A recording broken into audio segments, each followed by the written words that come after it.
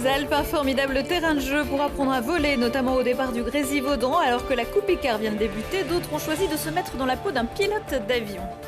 Fontaine de vie, basée dans cette commune de la métropole, Life One joue la carte de la décontamination de l'air avec un nouvel équipement qui a tout d'un luminaire et bien plus.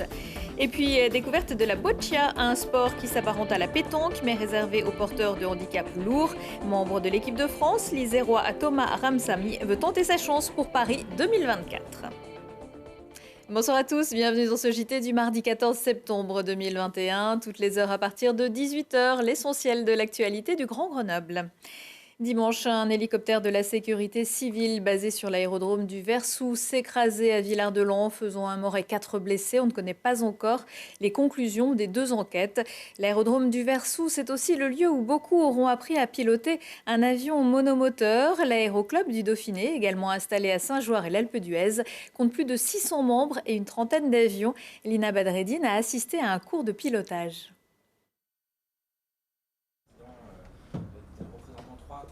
Allez, mise en puissance. Le Versou, Dragon 38-2. 2, 38-2.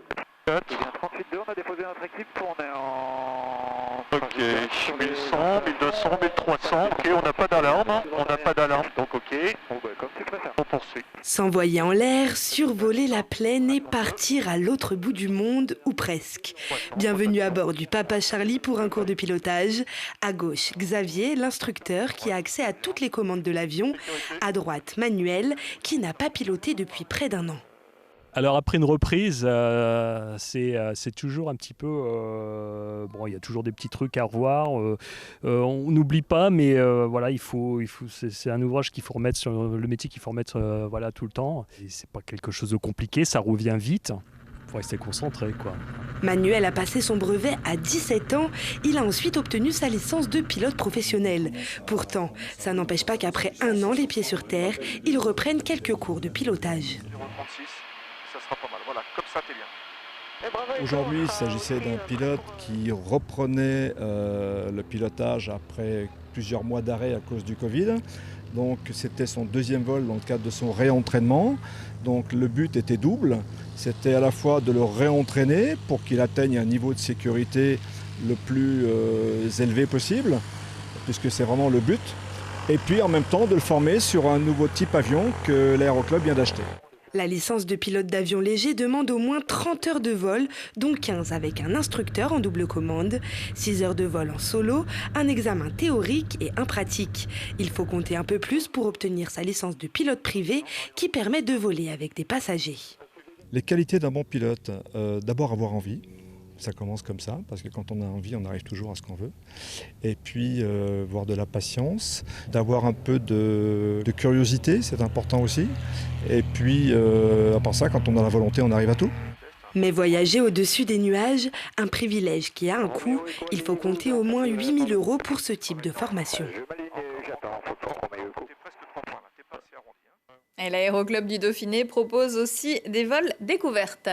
C'est la rentrée pour le SMAG qui tenait aujourd'hui sa traditionnelle conférence de presse. Passé les confinements, reconfinements, déconfinements, le trafic reprend dans les bus et trams de la métropole, mais pas toujours au niveau auquel il était avant la crise. La fréquentation est quand même revenue à un taux de 77%. La grande nouveauté cette année, c'est le changement de billettique et une nouvelle application. En novembre, il n'y aura plus les billets avec la bande magnétique telle que nous la connaissons. En revanche, pour ceux qui auraient effectivement un stock de billets en bande magnétique, ils peuvent évidemment les échanger. On leur donnera dans les agences donc M Mobilité des billets QR code qui seront utilisables sur le réseau et ils pourront également échanger leur ticket magnétique avec des crédits sur la future application Pass Mobilité. Pass Mobilité, c'est tout en un, c'est-à-dire 21 services proposés par la métropole pour envisager en fait la fin de l'autosolisme et encourager en fait le changement des habitudes, l'accompagnement social à la transition climatique, c'est-à-dire permettre en fait à tous les usagers, qu'ils soient éloignés des transports collectifs ou qu'ils soient simplement habitués à prendre leur automobile seuls, à regagner en fait les différentes alternatives dispositifs de mobilité, tout en un service sur une seule application qui s'appellera donc Pass Mobilité, où on retrouve ce bouquet qui va du parking gamme aux trottinettes, aux cities, au réseau évidemment de transport en commun, avec un paiement à l'unité et non plus forcément un paiement par abonnement. Le SMAC veut également faire avancer le transport par câble en cette rentrée avec la mise en place d'une concertation du 1er octobre au 1er décembre. Prenons à présent une bonne bouffée d'air pur grâce à une entreprise de la métropole, Life One, qui, comme son nom ne l'indique pas, est basée à Fontaine. Spécialiste de la décontamination de l'air, elle a eu une idée lumineuse qui a notamment tapé dans l'œil des décideurs locaux du plan France Relance. Arthur Glory. Et si demain, nos objets du quotidien nous faisaient du bien ? Cette idée trotte dans la tête d'une équipe de Grenoblois depuis une quinzaine d'années et de fil en aiguille, l'idée a pris la forme d'un lustre purificateur d'air. Dans notre famille, on est des experts de la conception et construction de salles blanches et de salles propres pour les environnements de pointe, donc la microélectronique, l'industrie pharmaceutique, etc. Et notre idée, c'était de transférer finalement ces technologies industrielles de pointe dans un produit simple et accessible à tous pour permettre à chacun de vivre dans un environnement sain. L'objet s'installe comme une lampe classique dans son salon ou encore dans sa chambre. Le lustre va alors brasser l'air intérieur et le purifier grâce à un filtre qu'on renouvelle tous les 2 ans seulement. L'équipement est aussi connecté, il peut nous alerter en temps réel sur la qualité de l'air. L'entreprise qui a vu sa production s'accélérer avec la crise sanitaire est en pleine expansion. Engagée dans la transition écologique, Element et sa production ne créent aucun déchet, un projet responsable qui bénéficie d'aide de l'État. L'objectif, c'est d'aider toutes les entreprises qui sont engagées pour la transition écologique. Il y en a 16 en Isère qui sont aidées via le plan France Relance avec l'ADEME.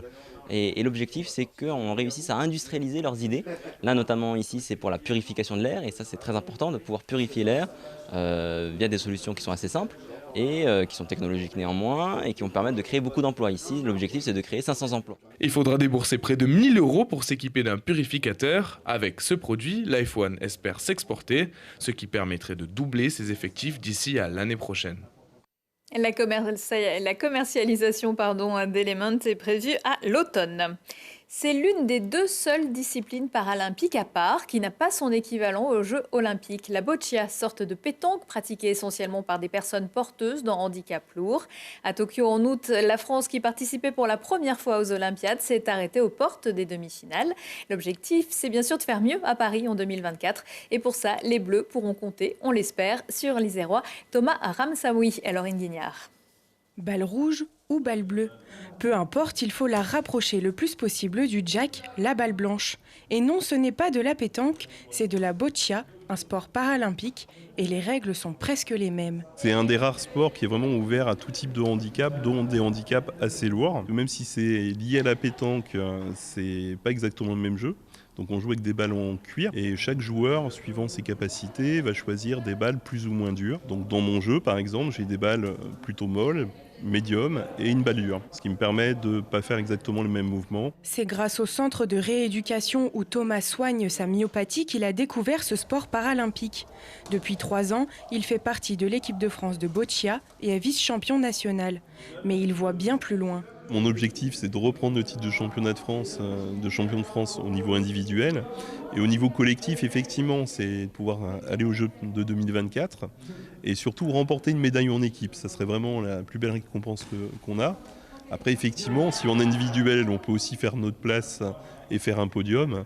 Bon, en tout cas, on essaiera de se donner au mieux. Et avoir un joueur aussi ambitieux dans l'équipe suscite l'admiration de ses camarades. C'est le pilier du club, quoi. Au niveau de son parcours, lui, il est vraiment à fond dedans. Il est motivé à fond. C'est le plus motivé du club. Plus qu'un sport, la boccia est devenue une évidence pour Thomas. Avec sa myopathie, il ne pensait plus être capable de pratiquer une activité physique. Et surtout de faire preuve de performance. En ce sport, ça m'apporte beaucoup. J'ai beaucoup d'activités, mais j'avais pas un endroit où je pouvais décompresser, changer les idées, me dépasser. Donc ça m'apportait vraiment quelque chose qui me donne encore envie d'aller de l'avant, de me battre encore davantage. Parce que j'ai un handicap qui évolue dans le temps. Donc je sais que je pourrais le pratiquer encore un certain temps, ce sport, et je me donne à fond sur les quelques années, en tout cas, que j'ai devant moi. Thomas revient tout juste d'une blessure, mais rien ne l'arrête. Il compte bien reprendre les entraînements à fond pour atteindre les objectifs qu'il s'est fixés. Avec en ligne de mire, bien sûr, les championnats de France de boccia qui se dérouleront du 10 au 12 décembre à Mâcon. Jusqu'au 19 septembre, la MC2 de Grenoble se met à l'heure de la Biennale de Venise et de sa section réalité virtuelle. Cette incursion dans le numérique est une première pour l'établissement culturel grenoblois. Des courts-métrages, documentaires, films d'animation et de fiction à toucher du bout des doigts avec 6 séances par jour. Une expérience de 45 minutes déconseillée aux moins de 14 ans. Grenoble fait partie des 2 seuls lieux en France à accueillir la Biennale avec le 104 à Paris. Réservation sur le site de la MC2.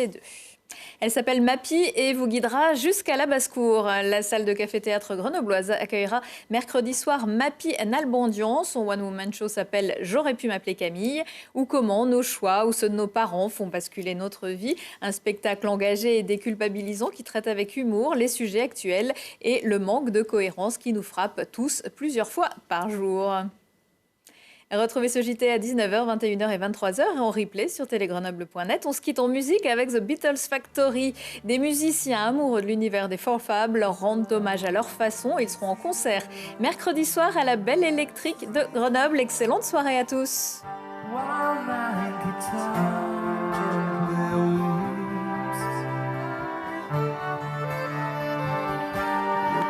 You are